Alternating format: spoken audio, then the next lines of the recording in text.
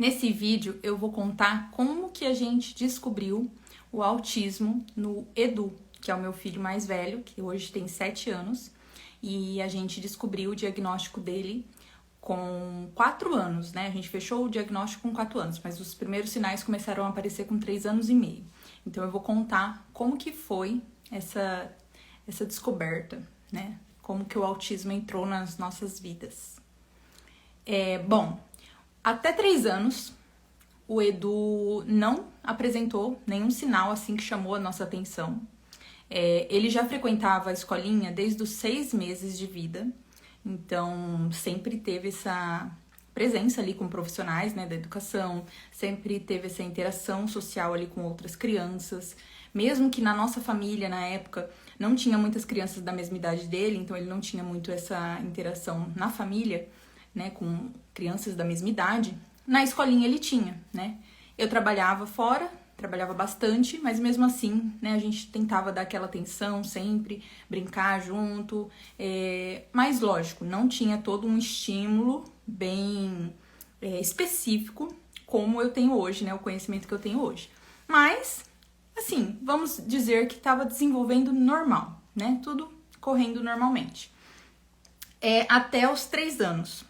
Ele completou 3 anos em novembro de 2018. Em janeiro de 2019, eu tive uma doença chamada mielite transversa. Em outro vídeo, eu vou contar melhor como que foi tudo isso, que também é um testemunho muito importante, que eu gosto muito de lembrar e até informar as pessoas, né, que foi, assim, um susto, né, na nossa vida. Então, essa doença foi algo que marcou muito a nossa família, né? Foi como um trauma, né? E abalou muito a nossa rotina, tudo. Abalou todo mundo. E o Edu tinha acabado de completar 3 anos. Em fevereiro ele iria começar as aulas dele. Então, assim, naquele ano eu não consegui levar ele nos primeiros dias de aula, porque eu tava internada, tava em tratamento. E precisei ficar quase 20 dias, fiquei acho que uns 17 dias internada em outra cidade longe, sem ver ele. E assim, ele sempre foi muito grudado comigo, a gente sempre foi muito unido, eu sempre fui a mãezona, né, que faz tudo, né. Toda mãe é meio assim, né, e ele sempre foi muito apegado, tudo é mãe, mãe, mãe, até hoje. E aí foi um choque muito grande, porque de repente eu sumi, né. E por mais que a gente, assim, conversou na época com ele, né, antes de eu ir pra internação, que a mamãe tava doente, que a gente ia fazer um tratamento, tomar remédio, e logo eu voltava e tudo mais, mas não tem como, né, a criança pequena sente, e todo mundo meio abalado, ela sente o clima pesado. Então, eu acredito que isso foi muito marcante ali e até determinante pra aparição mais evidente, assim, de alguns sinais do autismo. Mas eu quero deixar claro, né, pra quem às vezes não tem esse conhecimento, que isso não causou o autismo nele.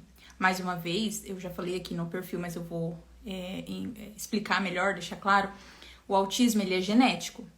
Então, não tem uma causa específica, tipo, não tem um trauma causou autismo, o uso excessivo de telas causou autismo, uma mãe que não brinca com o filho que causou o autismo, não tem nada disso que causa o autismo. O autismo, ele tá na genética.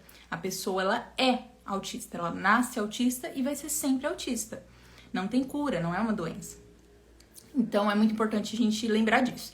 Mas, fatores ambientais são bem determinantes para aparecer mais os sinais, para realmente vir tudo isso à tona, né? Os fatores ambientais aí têm muita influência. Então, eu acredito que esse fato na nossa família foi um fator ambiental que deixou ali mais evidente mesmo, que colaborou ali com aquele processo de poda neural que acontece naquela idade. Então, veio tudo junto.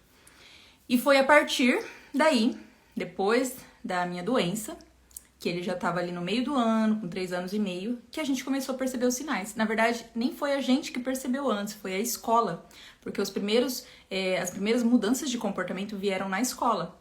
Então, ele já frequentava a escola ali desde os 6 meses, já estava ali meio ano com aquela professora, aquela turma, E aí, na metade do ano, que a professora começou a perceber que ele mudou de repente o comportamento.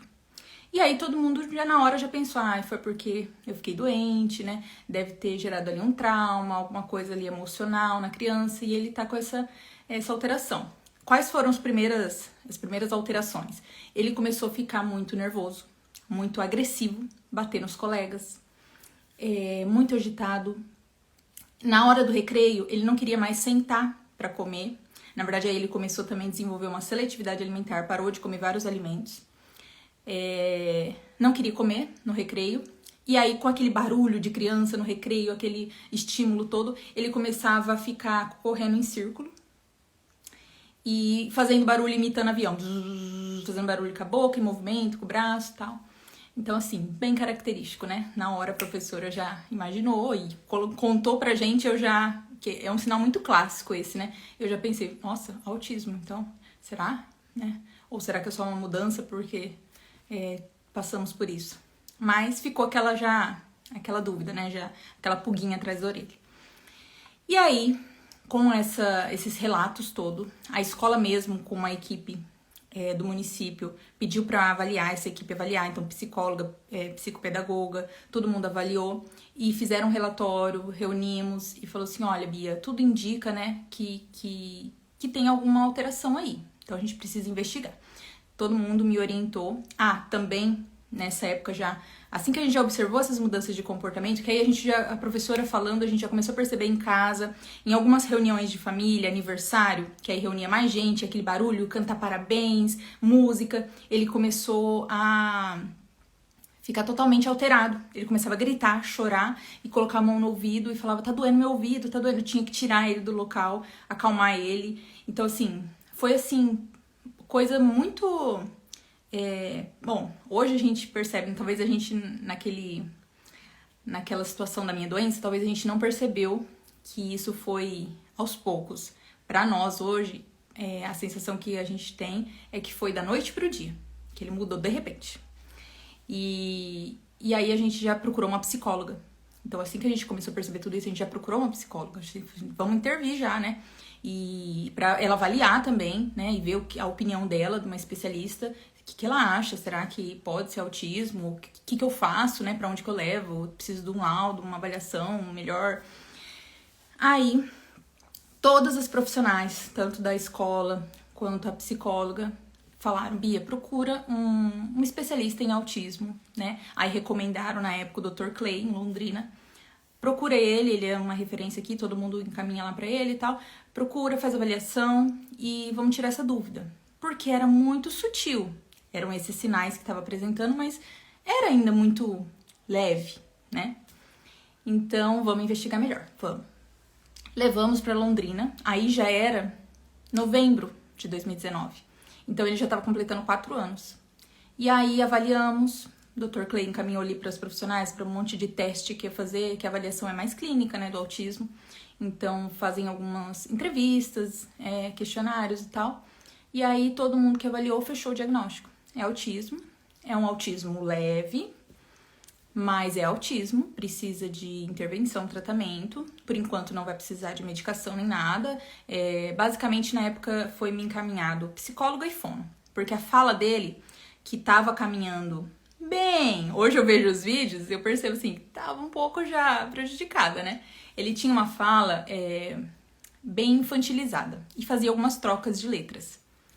Só que eu, na minha infância, também falei desse jeito.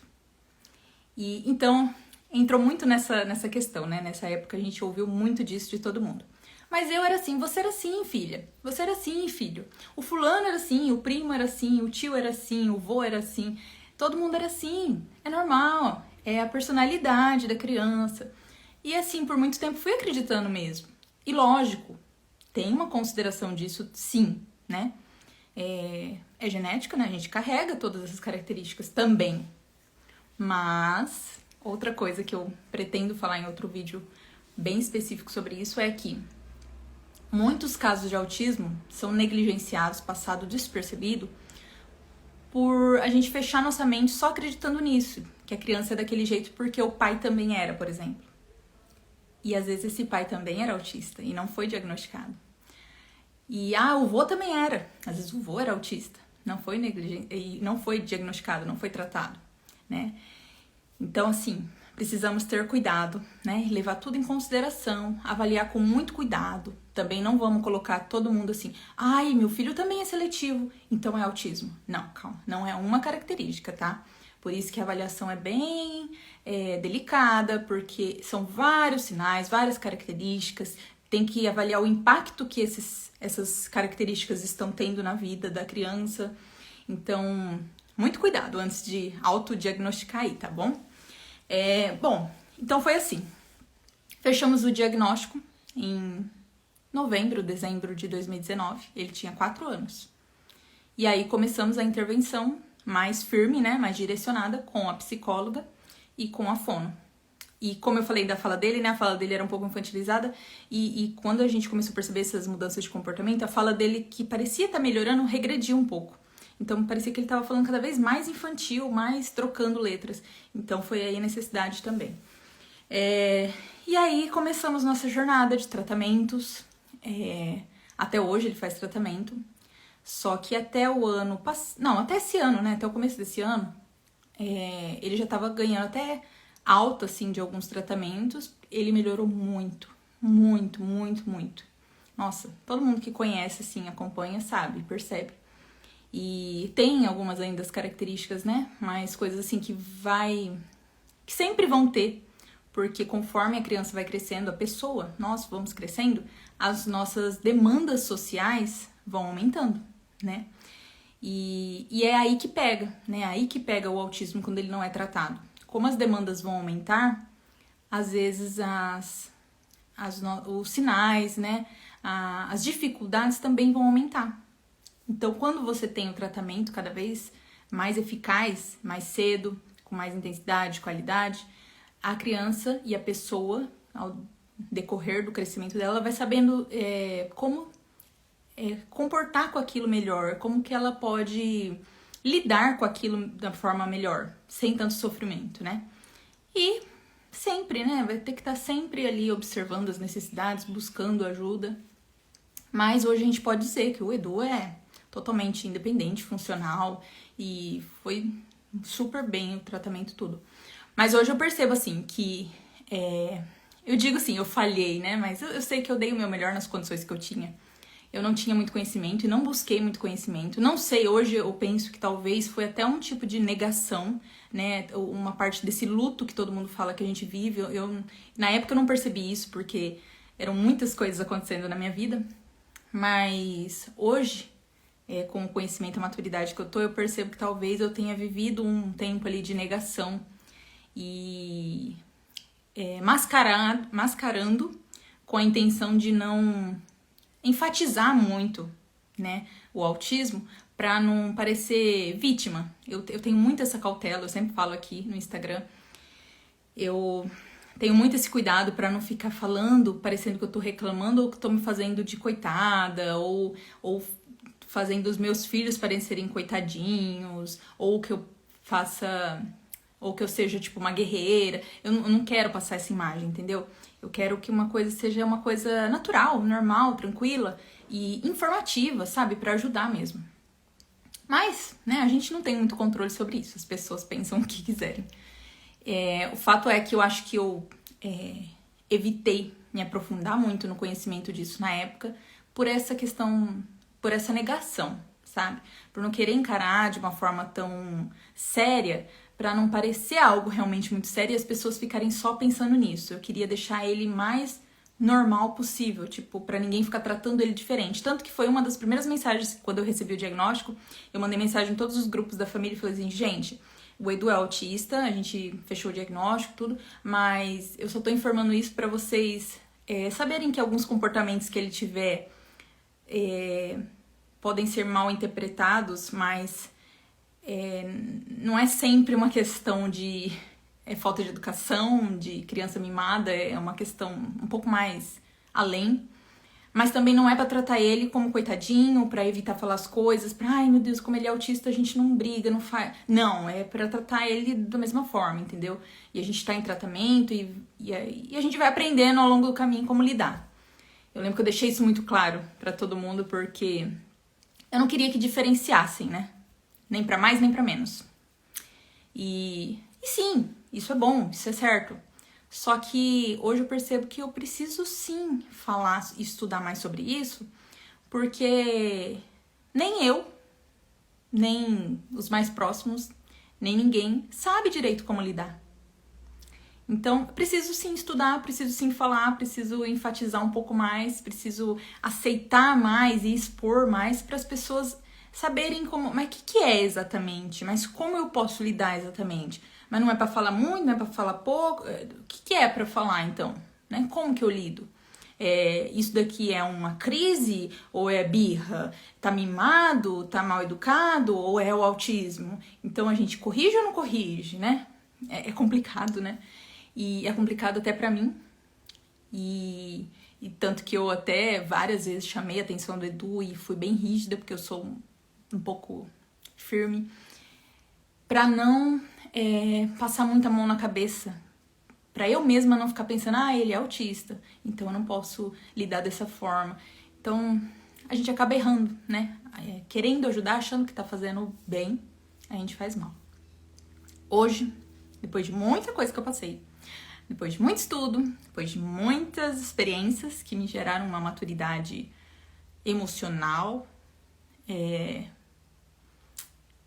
espiritual, minha cabeça mudou muito. Hoje eu tô pensando bem diferente e hoje eu percebo que a gente precisa sim falar. Precisa informar, precisa conscientizar e isso facilita pra todo mundo, né? Até porque a gente não é eterna e não existe só a gente, só o filho da gente, e ele precisa ir lidar nos outros ambientes e as pessoas precisam estar preparadas, né? E sem muito drama, sem muito, né, muito vitimismo, mas também sem ignorar, sem negligência, né? Precisa saber, precisa se informar, precisa ter conhecimento. O conhecimento liberta.